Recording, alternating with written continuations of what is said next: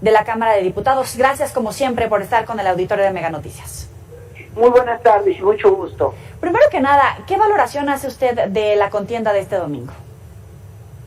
Considero que hubo un gran triunfo, que es el triunfo de la ciudadanía, que contra todo pronóstico, contra una pandemia que ha asolado por más de un año al país completo, contra la violencia que lamentablemente se ha vivido en varias regiones del país, salió a votar. Y también a las ciudadanas y ciudadanos que cumplieron con su deber cívico y estuvieron integrando las más de 163,000 casillas que se instalaron a lo largo de todo el territorio nacional. Ganó también el Instituto Nacional Electoral porque demostró en los hechos la enorme confianza ciudadana que hay en su desempeño. Y creo que los partidos en general, todos ganaron algo y todos perdieron algo. Escuchaba con toda atención el recuento puntual que hacía hace un momento de triunfos y derrotas, y creo que todos los partidos, incluyendo el PRI, que pierde las 8 gubernaturas de las 15 que estaban en juego, solamente se queda en 4 estados con el Ejecutivo. El PRI ganó también un avance en la Cámara de Diputados, en una legislatura que tendrá alrededor de 70 diputadas y diputados frente a los 49 que en este momento somos. Oiga, por ahí le tiraron besos de amor al PRI, le están haciendo ojitos para sumar fuerza a Morena. ¿El PRI va a dar su brazo a torcer? ¿Van a negociar?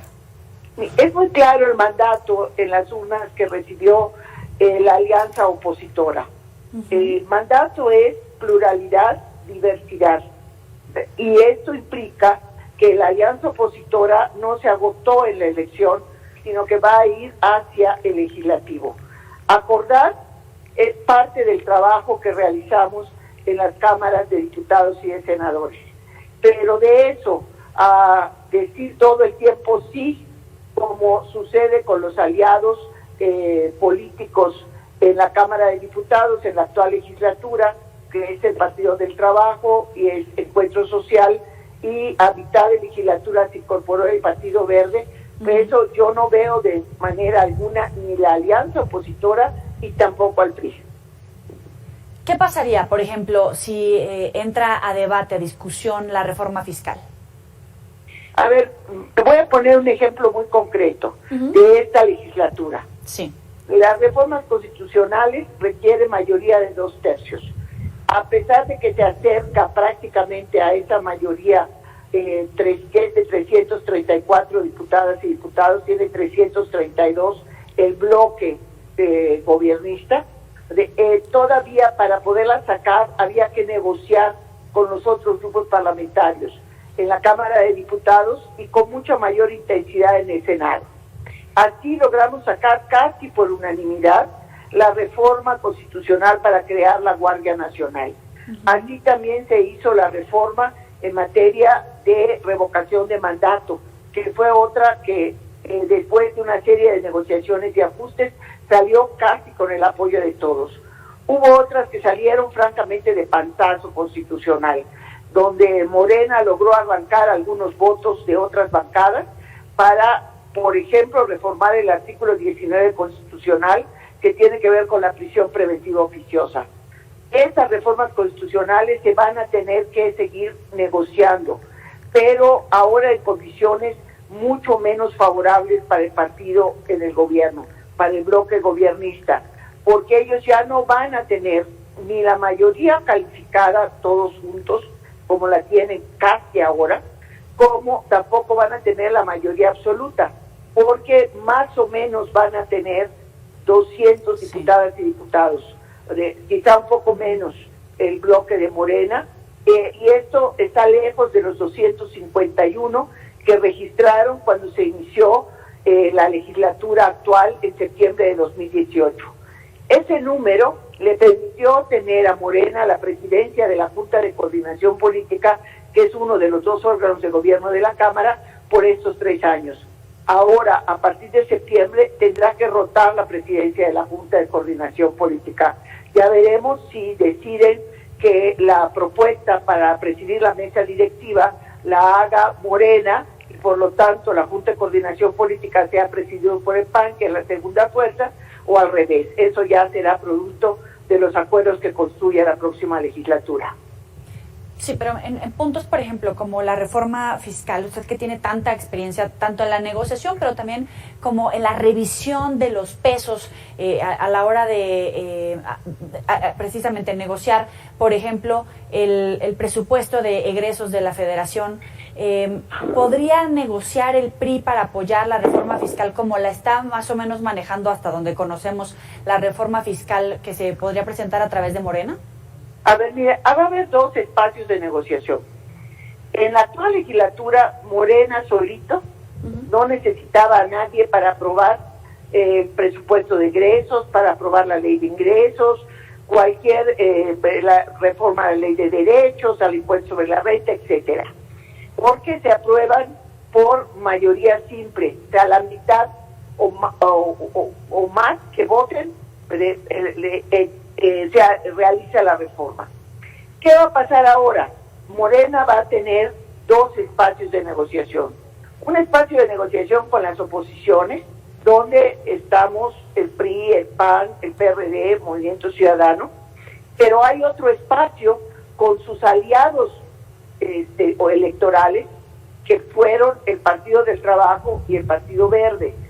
Con el Partido del Trabajo y con una parte del Verde, ellos juntan los 251 que necesitan para ganar cualquier votación de la reforma fiscal.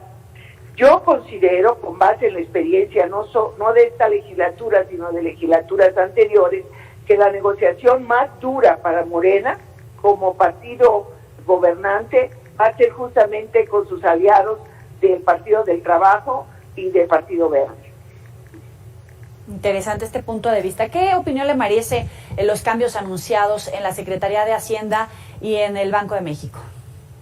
Me preocupa mucho que se dé a conocer con tanta antelación el relevo en la gubernatura del Banco de México. Hasta el 31 de diciembre de este año concluye el periodo para el cual fue designado el gobernador del Banco Central. Entiendo que por alguna razón para mí desconocida al presidente le corriera prisa por cambiar al secretario de Hacienda. Muy probablemente porque el secretario de Hacienda tiene que llevar toda la formulación del llamado paquete económico que tiene que presentarse el 8 de septiembre, pues prácticamente al inicio de la legislatura, una semana después, que es donde va la ley de ingresos, el presupuesto de egresos, lo que conocemos coloquialmente como la miscelánea fiscal, y tiene que defender ese paquete económico y estar pendiente de toda la negociación y los acuerdos en las cámaras de diputados y de senadores en el caso de ley de ingresos y del presupuesto de egresos en la Cámara de Diputados. Pero la verdad es que no acabo de entender por qué el presidente de la República no dejó que el secretario de Hacienda, que ya lleva con la experiencia de formular 3 paquetes, formulara también el de este año. Y va a entrar una persona que no dudo que tenga pues todas las cartas credenciales para desempeñarse, pero que no tiene esa experiencia, justo cuando estamos ya pues a unas cuantas semanas de tener que entregar ese paquete a la nueva legislatura. ¿Por qué razón anticipó el presidente la salida del secretario de Hacienda? Pues la verdad es que yo no lo sé. ¿Hay espacio para la duda sobre si el banco va a tener independencia al poner a Herrera en esa posición cuando en repetidas ocasiones cuestionaba o mostraba su punto en contra de lo que estaba posicionando, por ejemplo, en el Banco de México? A ver, no es primera ocasión en que un secretario de Hacienda es propuesto, porque así es, propuesto para ser gobernador del Banco de México. Rápidamente puedo decir que está la experiencia reciente de Guillermo Ortiz, secretario de Hacienda, por cierto, en uno de los periodos más complicados de la vida económica del país, justo después de que se desató la crisis de 1994-1995, y después de 1997 fue propuesto como como gobernador del Banco de México y ejerció el cargo por 2 periodos. Es el mismo caso de Agustín Carstens, secretario de Hacienda propuesto para gobernador del Banco de México. Y yo creo que el caso de Arturo Herrera va a ser igual, porque el Banco de México es una gran institución de carácter autónomo, constitucionalmente autónoma, que además tiene uno de los servicios civiles de carrera más vigorosos de toda la administración pública mexicana. Entonces, quien gobierna el Banco de México encabeza la Junta de Gobierno del banco, que está integrada también por subgobernadores. Las decisiones que se toman son decisiones colegiadas, incluso en algunos casos conocemos que son producto de votaciones divididas. Entonces, creo que el conocimiento y la experiencia de Arturo Herrera en el sector financiero nacional e internacional va a permitir embonar con el Banco de México, a pesar que, a diferencia de Guillermo Ortiz y del propio Agustín Carstens, en su formación financiera nunca fue funcionario del Banco de México. Es decir, no empezó su carrera financiera trabajando en el Banco de México, pero sí en otras organizaciones internacionales. Entonces creo que la propuesta del presidente, desde mi perspectiva, no es novedosa en cuanto a que el secretario de Hacienda pase a gobernar el Banco de México. No implica necesariamente que las políticas que como secretario de Hacienda seguía y que respondían al presidente de la República sean las que vaya a llevar al Banco de México. Hay una lógica de una institución autónoma y yo espero que así la asuma Arturo Herrera. Pero déjame decir una cosa, yo lamento mucho que haya habido esta precipitación en el anuncio del nombramiento de Arturo Herrera. Estamos hablando que media todavía 6 meses para que este relevo se consuma. Y este tiempo es muy largo en términos de la estabilidad de las finanzas públicas.